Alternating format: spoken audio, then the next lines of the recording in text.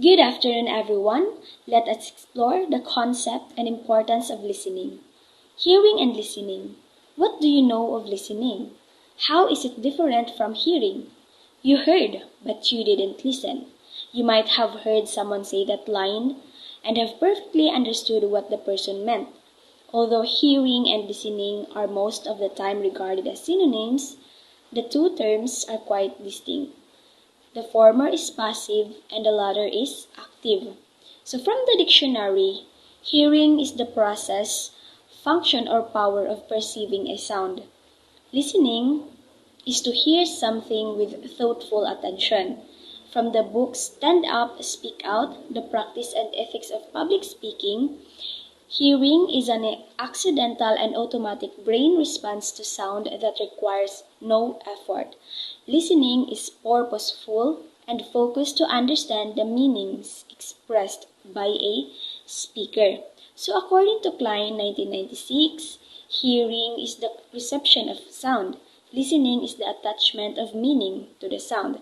According to Roast 2002, hearing is a form of reception, listening is an active and intentional process. Although both hearing and listening involve sound perception, the difference in terms reflects a degree of intention.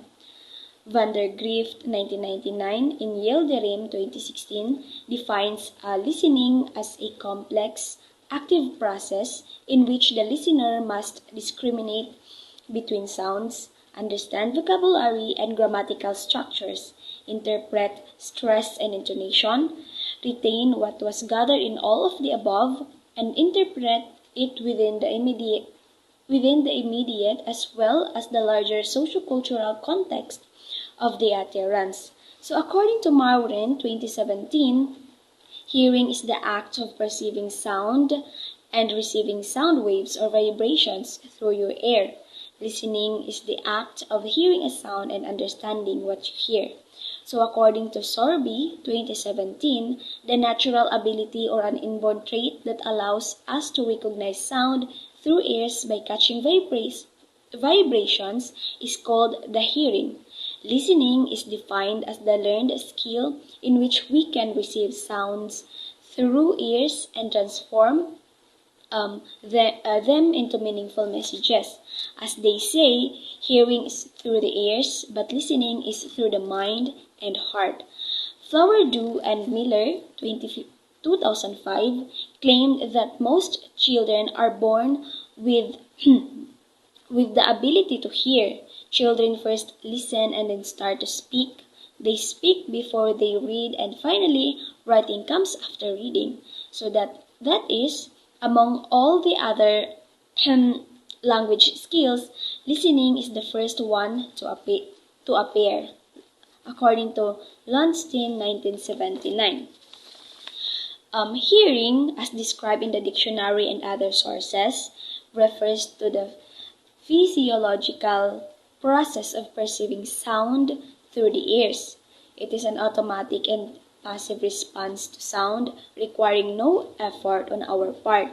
It is the ability to detect and recognize sound waves or vibrations.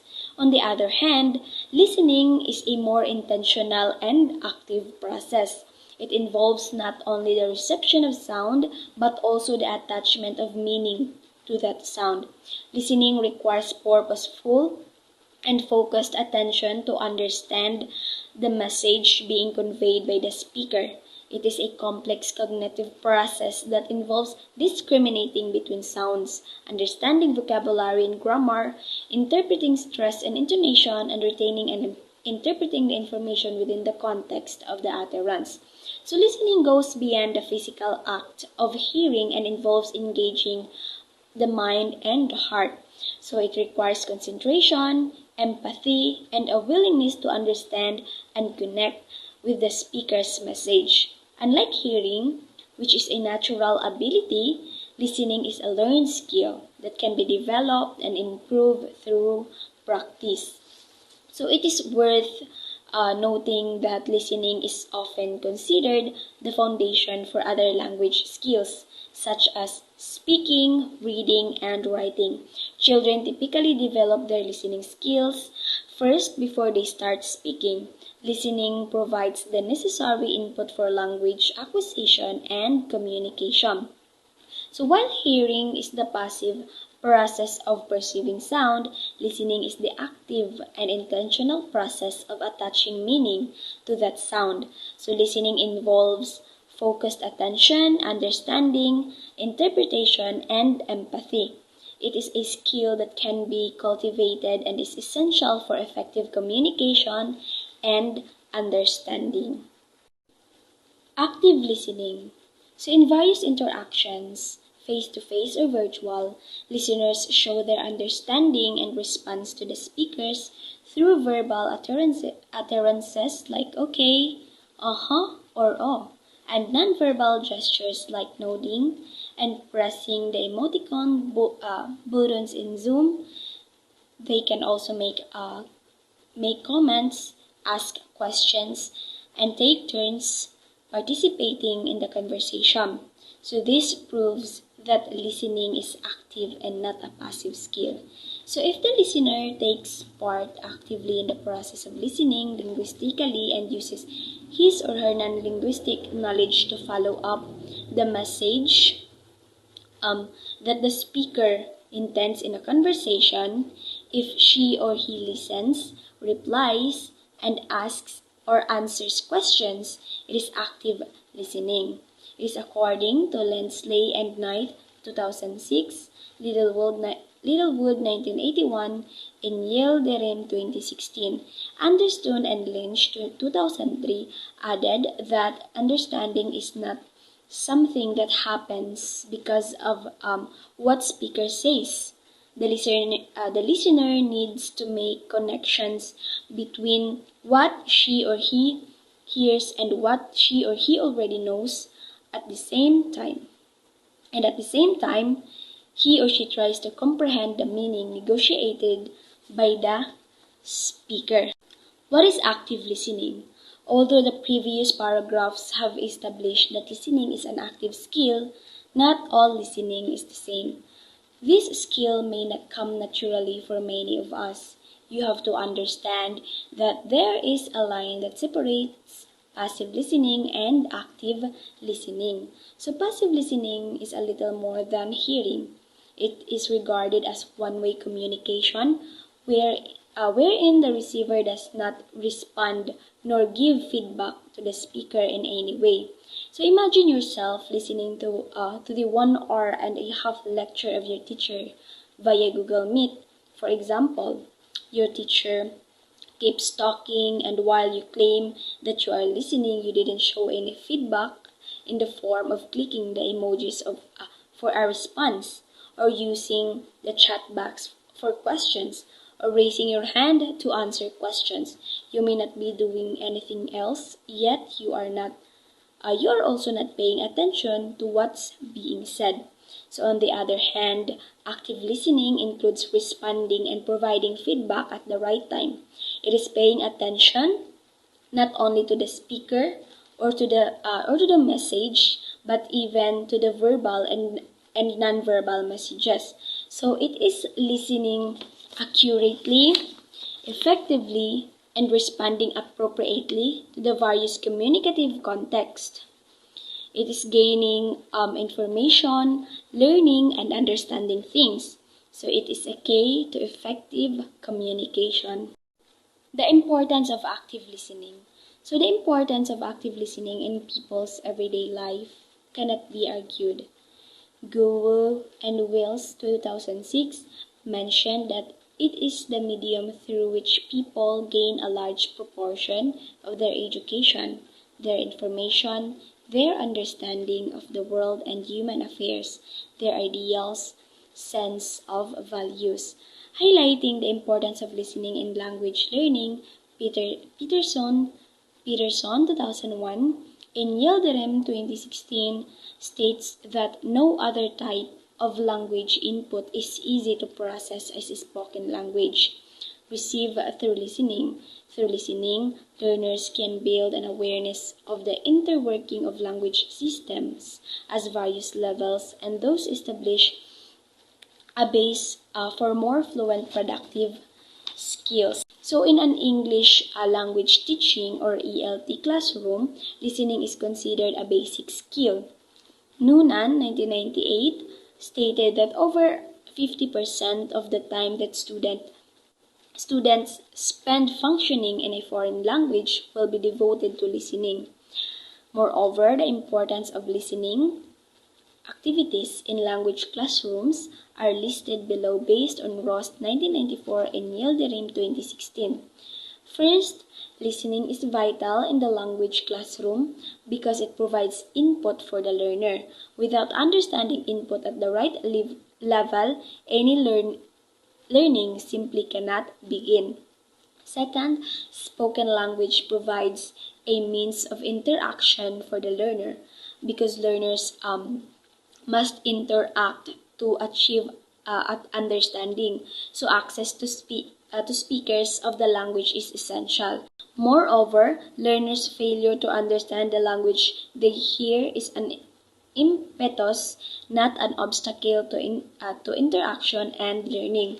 Third, authentic spoken language presents a challenge for the learner to understand language as native speakers use it. So listening exercises provide teachers with the means for drawing learners' attention to new forms, vocabulary, grammar, new interaction patterns in the language.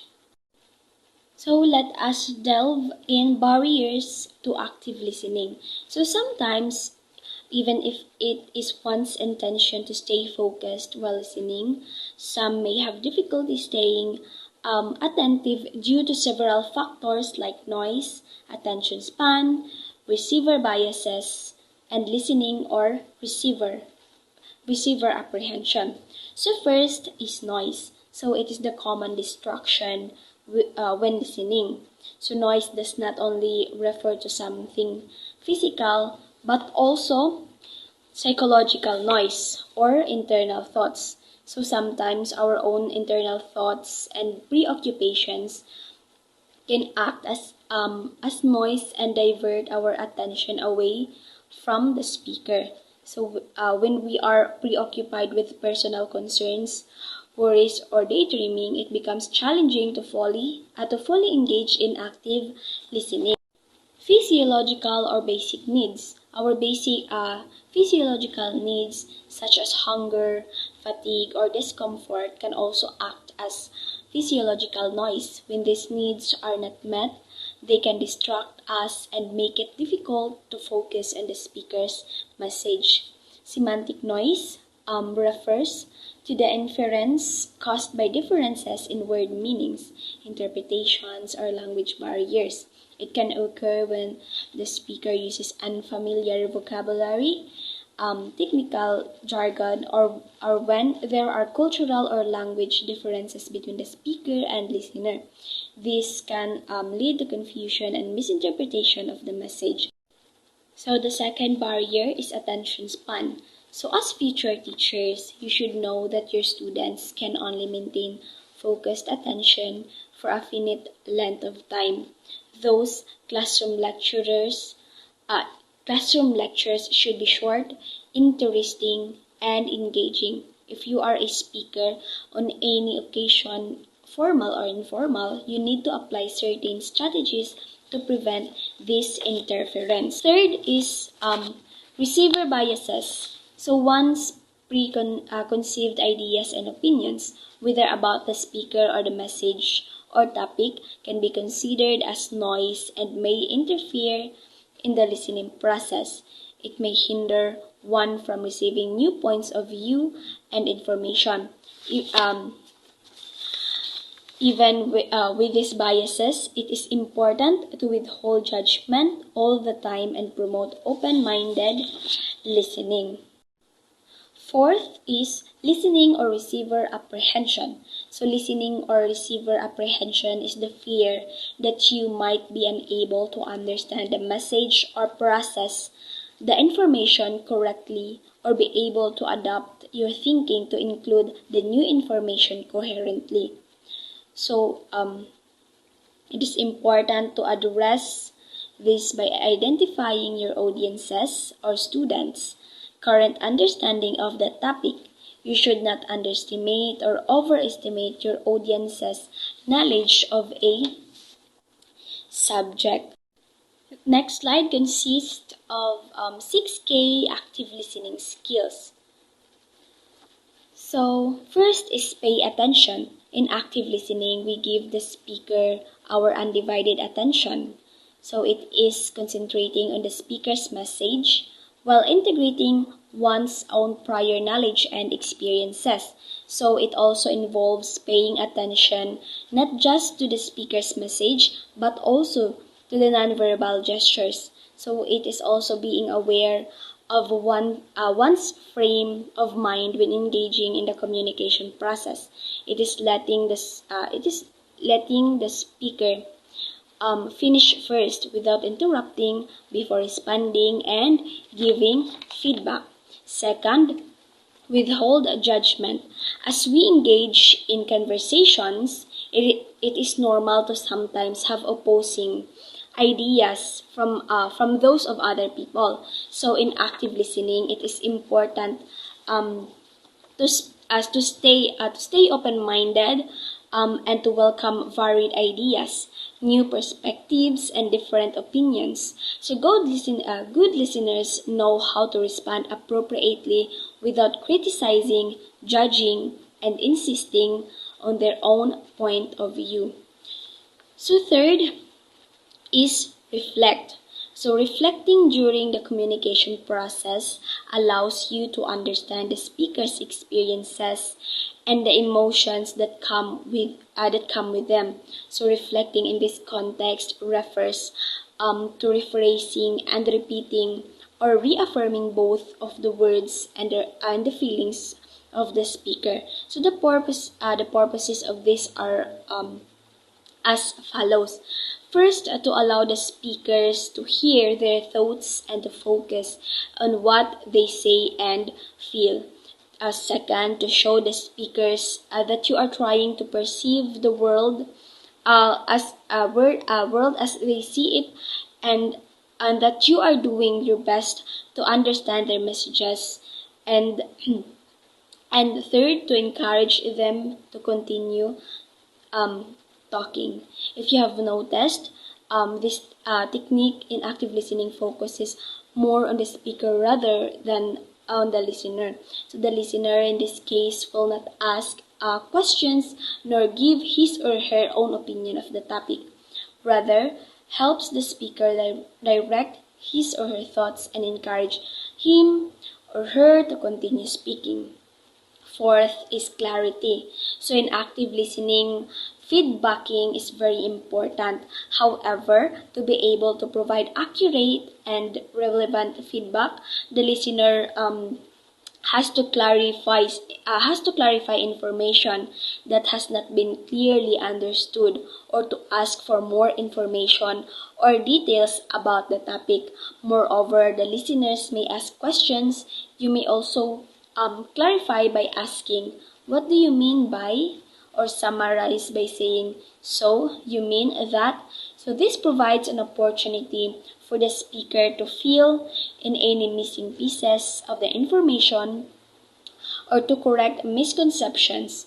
Use this technique when you want to understand what is being communicated in context.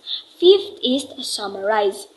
So, in addition to clarifying, you can also summarize or restate key points in the conversation to ensure that you have the same understanding of the intention um, of the intention message of the speaker. So when you summarize, you are not stating a fact about what was said. Rather, the main goal is to clarify with the speaker whether the information and feelings shared have been heard correctly. So it is also one way for the speaker to listen to himself or herself and to review his or her thoughts and feelings. There may also be instances when we have not fully understood the speaker. Clarifying and summarizing show that you're talking the conversation seriously. Sixth is share. So in the previous discussion, you've learned to withhold judgment and not to insist and impose your ideas. However, it also doesn't mean that you will not provide relevant, accurate, and needed feedback to the speaker.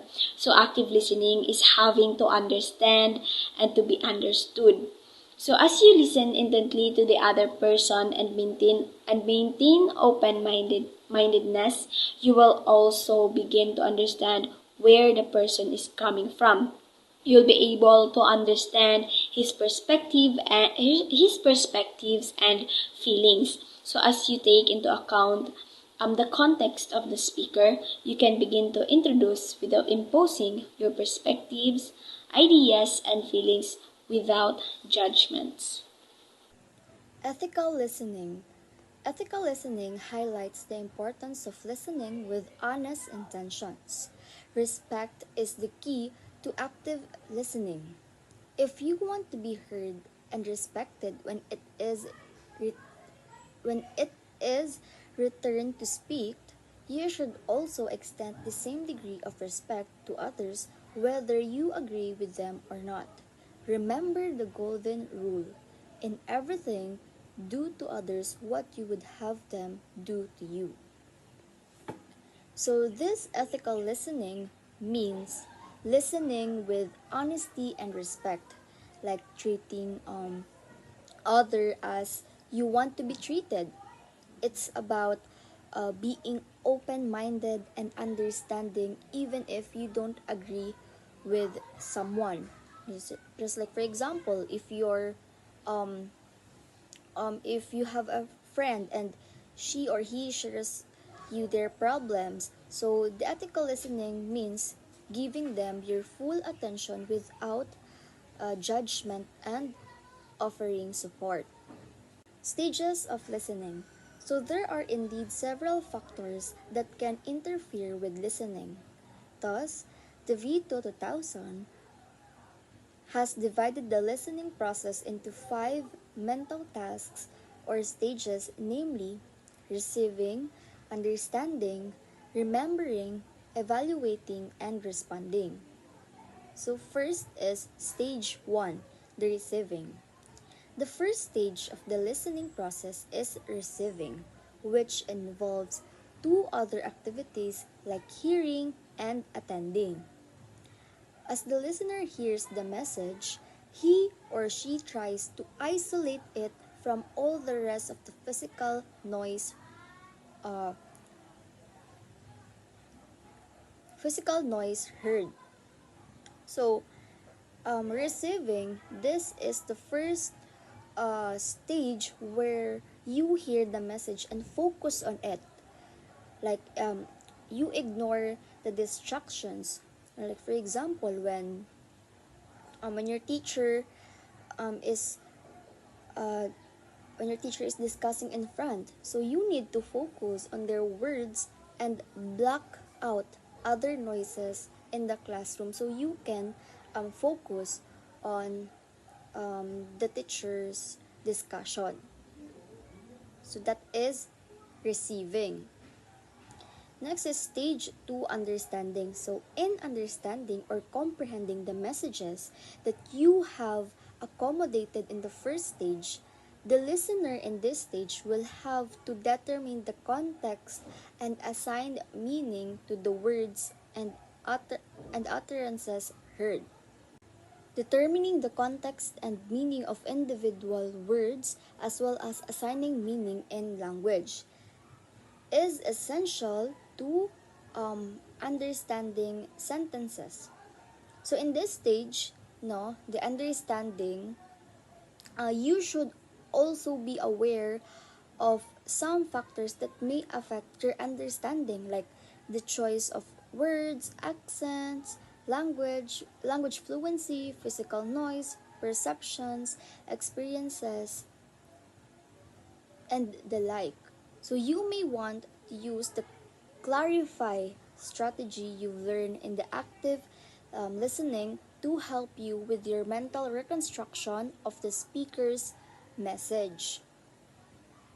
So, Um, this stage, in this stage, you try to grasp the meaning of the message by considering the context and assigning meaning to the words. Like for example, when someone tells you let's say story, when someone tells you a story, so you try to understand the plot and the characters motivation in that story. So that is understanding. Stage 3, the remembering. So according to Harvard Business Review, people usually forget up to half of what they've heard within the first 8 hours of listening to it. So Edgar Dale's cone of experiences the same thing. Students only retain at least 20% of what they hear. So in this stage, remembering all details is vital to be able to move forward in the conversation. So sometimes listening attentively is not enough since might be a message that is too complex and thus needs highly developed listening skills. So remembering the stage 3 remembering is very crucial because people often forget a lot of what they hear. So in this stage, it involves retaining important details of the conversation. So for example, if you're listening to instruction, so you need to remember them and follow through so that you can follow and you can understand what you're going to do if you remember um, or if you listen to the instruction and remember it. So that is a stage 3 remembering. Next is stage 4 evaluating. So in this stage, the listener assesses the information after making a reasonable objective interpretation of the message. So one strategy for active listening that you've learned in the previous section is to withhold judgment while the speaker is still talking. However, this stage sometimes often starts too early in the listening process, especially when the topics are sensitive, emotional, debatable, and conflicting. So, evaluating here, you assess the information and make judgments about its accuracy or relevance. So, for example, if someone shares their opinion on let's say a movie, so you might evaluate whether you agree with their assessment based on your own experience. So that is evaluating. And lastly,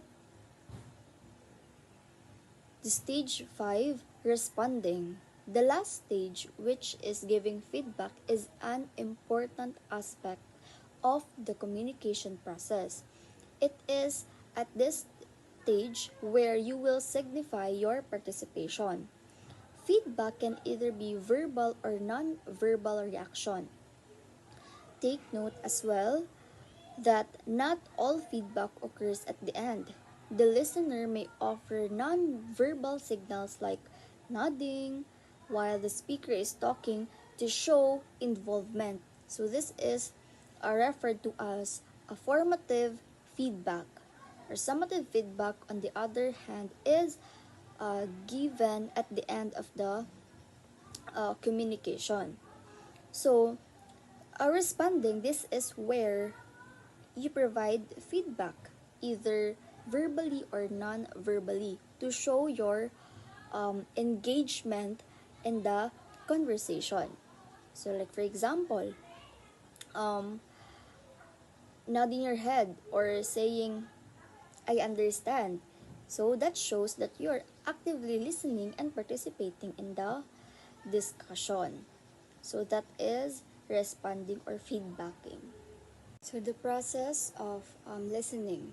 So listening played an important role in audiolingual methods. Students only listen to repeat and develop a better pronunciation for speaking. So um, this explains the importance of listening in language learning, particularly in audiolingual methods, where students listen to and repeat sentences to improve the pronunciation. Hello everyone, I am going to discuss the concept and importance of listening. Hinkel 2006 in top-down processing, oral comprehension depends on the listener's ability to activate his knowledge-based schemata, based on his cultural constructs, familiarity with the topic as well as the use of discourse clues. So, top-down processing is like having a big picture view.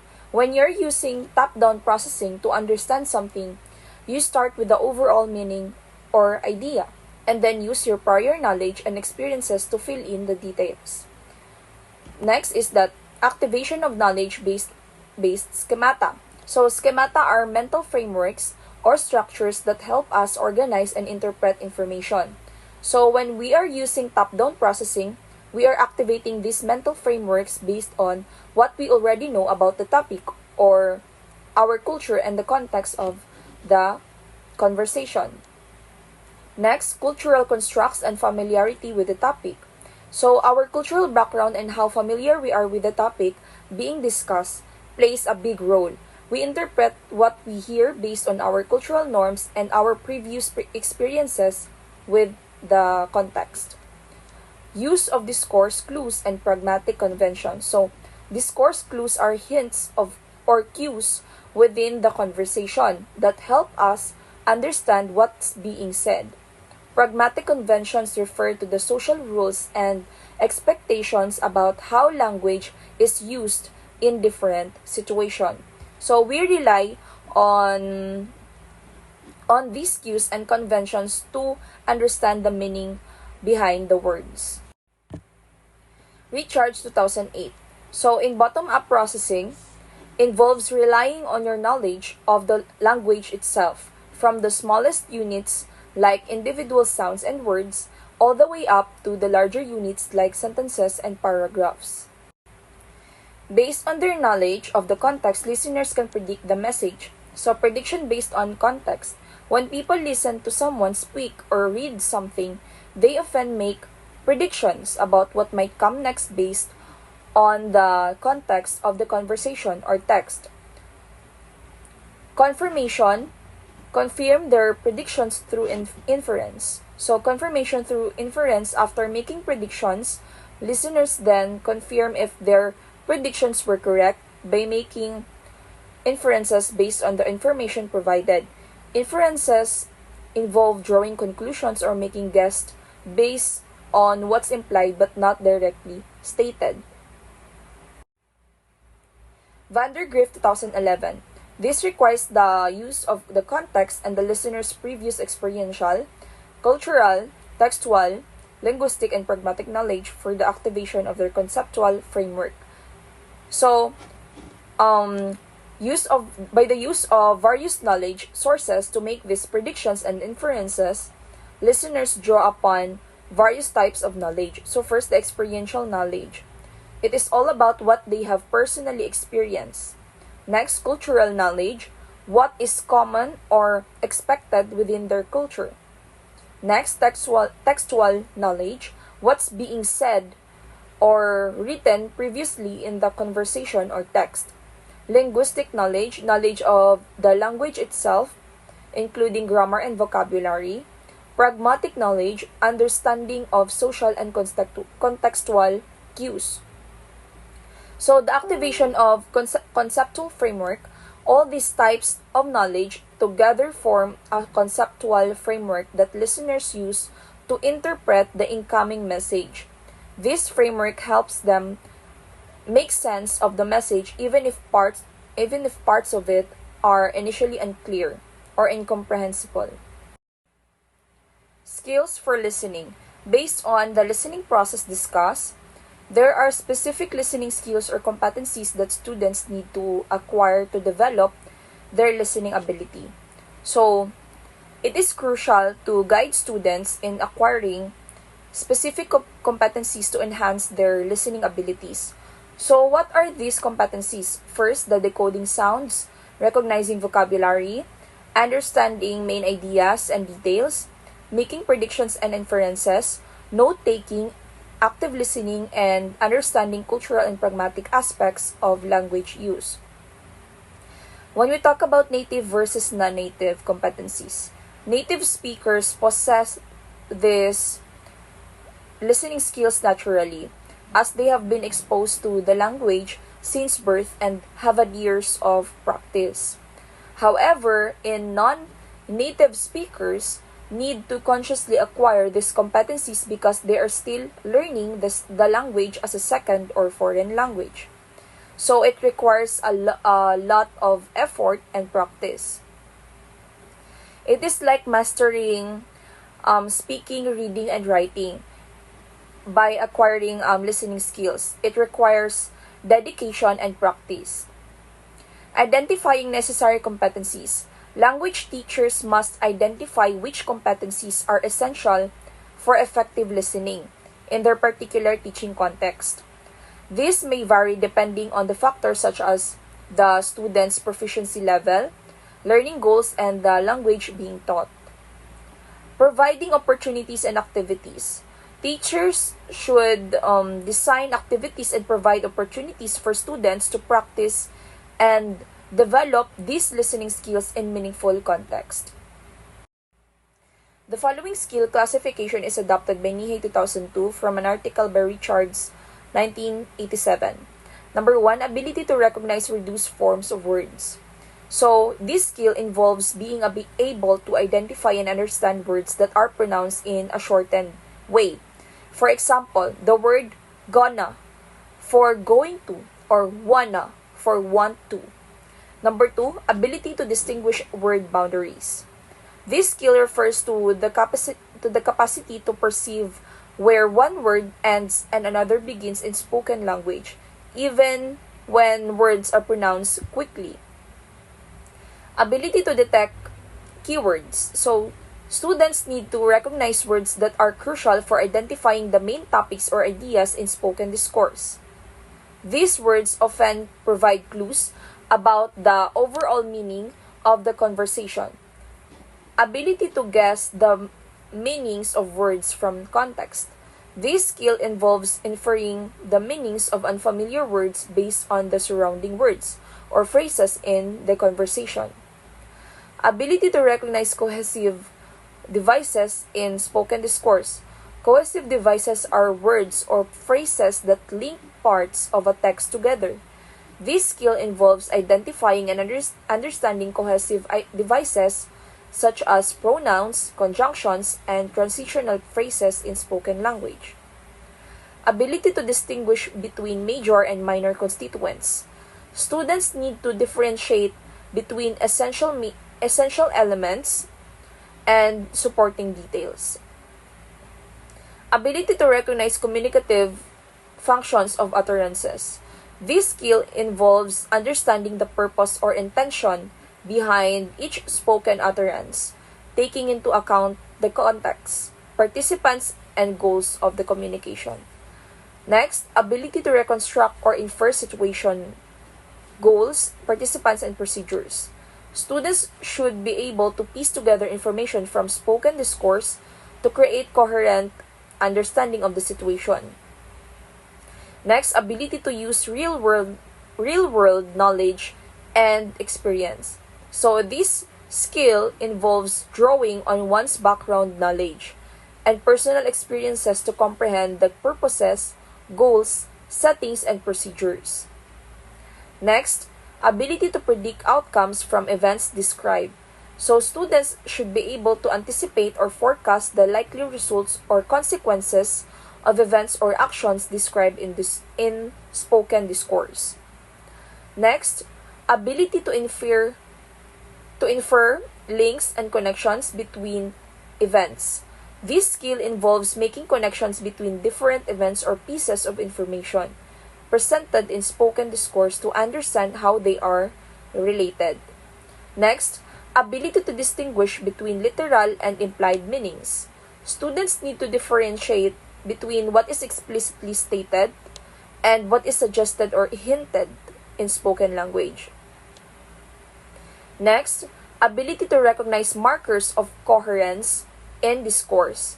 Coherence markers are linguistic cues that indicate organization and structure of spoken discourse. This skill involves identifying coherent markers and understanding their roles. Next, ability to process speech containing pauses, errors, and corrections. Students should be able to comprehend spoken discourse even when it includes pauses, errors, or correction made by the speaker. Next, ability to make use of facial paralinguistic and other clues. These skills involves using nonverbal cues such as facial expressions, tone of voice, and body language, as well as other contextual clues. Next, lastly, ability to adjust listening strategies to different goals. Students should be able to adapt their listening strategies according to their specific purposes or goals, whether it's obtaining information, understanding a story, or participating in a conversation. Nemchinova 2013 raises an important point about the limitations of focusing solely on listening comprehension in language classroom. So first, emphasis on comprehension. In many English language classrooms, the primary focus of listening activities is to assess students' comprehension of what they hear. Teachers often ask students to predict, discuss, or summarize the main ideas of a text or their own understanding. Next, the strategies for comprehension. Teachers often teach students strategies to facilitate comprehensions, such as identifying keywords, making predictions, or summarizing the main ideas. While these strategies are useful for understanding spoken discourse, they may not necessarily promote linguistic development or proficiency in the target language. Next, overlooking language acquisition. Nemchinova argues that equating listening with listening comprehension overlooks the important role listening plays in language acquisition. Listening is not just about understanding the meaning of spoken text. It also provides opportunities for exposure to vocabulary, grammar, pronunciation, and discourse patterns. Next, limited opportunity for linguistic development. By solely focusing on comprehension, learners may miss out on opportunities to actively engage with and internalize the linguistic features of the language. Relying solely on familiar language and understanding the spoken text may provide limited opportunities for linguistic growth and proficiency development. So, overall, Nemchinova's argument underscores the importance of viewing listening as more than just listening comprehension. Language teachers should design listening activities that not only assess comprehension but also promote linguistic development and proficiency in the target language. Richards 2008 and in Nemchinova 2013. He further pointed out that teachers have to supplement comprehension goals with acquisition goals. So supplementing comprehension goals with acquisition goals while assessing comprehension is important. Teachers should also aim to help students actively acquire new language skills through listening. These oriented activities also.